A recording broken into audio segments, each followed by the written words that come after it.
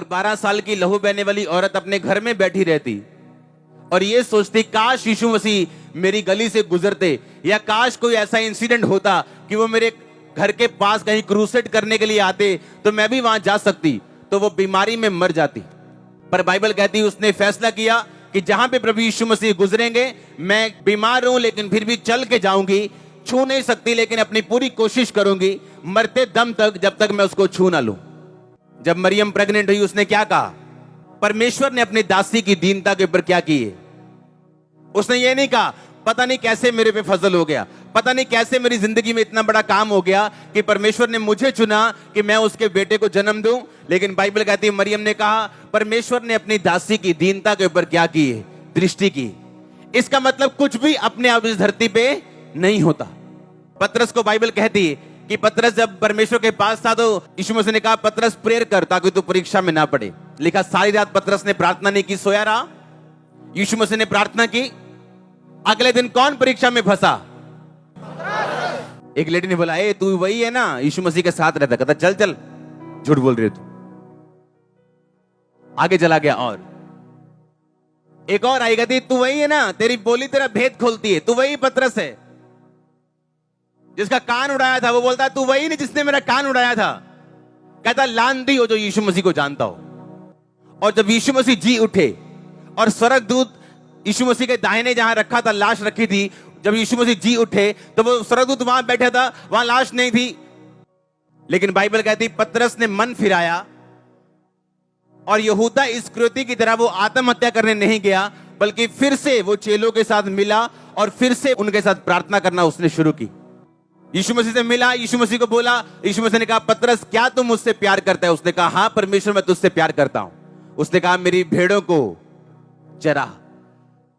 क्या सचमुच तू मुझसे प्यार करता है पतरस? हां प्रभु मैं प्यार करता हूं, मेरे मेमनों को चरा। फिर तीसरी बार पूछा क्या तू सचमुच मुझसे प्यार करता है? उसने कहा, वो डर गया, उसने कहा पता नहीं परमेश्वर को शक पड़ गया शायद, लेकिन मैं तो उससे बड़ा प्यार करता हूं।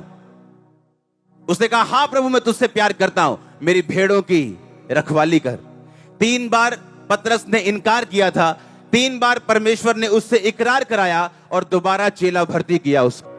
आपको मैं बताना चाहता हूं एक आत्मिक बात, जिस जगह के लिए आपको चुना गया, जिस मिनिस्ट्री के लिए आपको चुना गया, आप दुनिया में भाग जाओ, आपको ऊंट फिर उसी पहाड़ के नीचे आता है।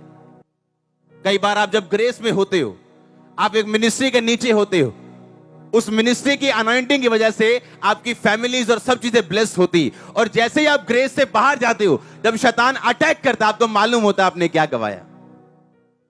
जो जगह परमेश्वर ने आपके लिए ठहराई उसमें खड़े और अड़े रहो।